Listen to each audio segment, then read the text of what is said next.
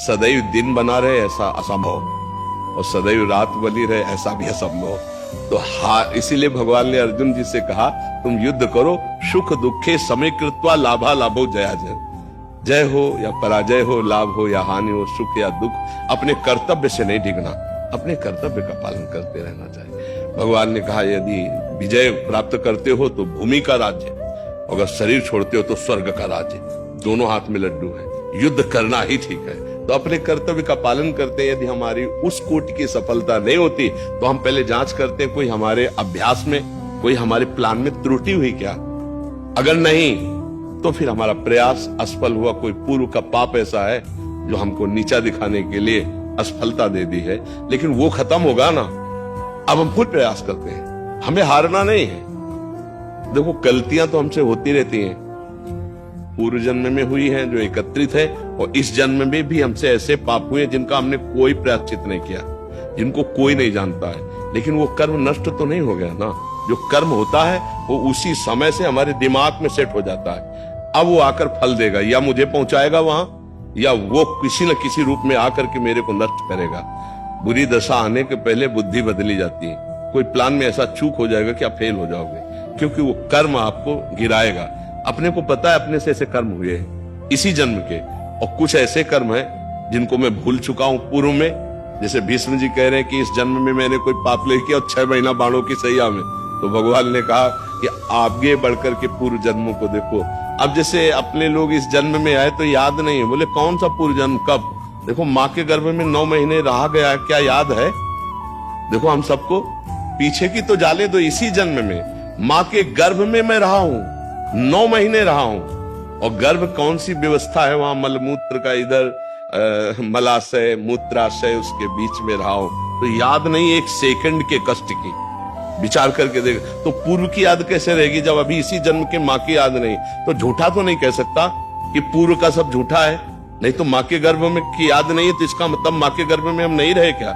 रहे, लेकिन मुझे याद नहीं है। ऐसे पूर्व जन्म में होगा, क्योंकि मैं अविनाशी हूं, ये शरीर विनाशी है। तो पूर्व में भी कोई पाप हुए होंगे तो भोगना तो हम ही को पड़ेगा ना। शरीर कुछ भी बदल ले, भोगना तो, कपड़े कुछ भी आप बदल लो, अगर अपराध किए हो तो आपको दंड भोगना पड़ेगा। तो अब वो वेश तो वो है, ऐसे वेश तो पुरुष का आ गया, इस रूप का आ गया, लेकिन इसके अंदर जो बैठा जीवात्मा है वो किसी और शरीर से पाप किए है, तो भोगना तो उसी जीव को पड़ेगा। शरीर भले अलग है लेकिन दंड तो उसी को मिल रहा है ना। अब आप अपने को नहीं जानते, आप अपने को शरीर मानते हैं, इसीलिए लगता है मैंने तो कोई पाप नहीं किया, लेकिन आप नहीं, आप शरीर नहीं है। आप जो अंदर पावर है वो पावर वहां भी वही था और यहां भी यही है, केवल शरीर बदल चुका है। तो इसलिए हमें बहुत धैर्य पूर्वक रहना चाहिए।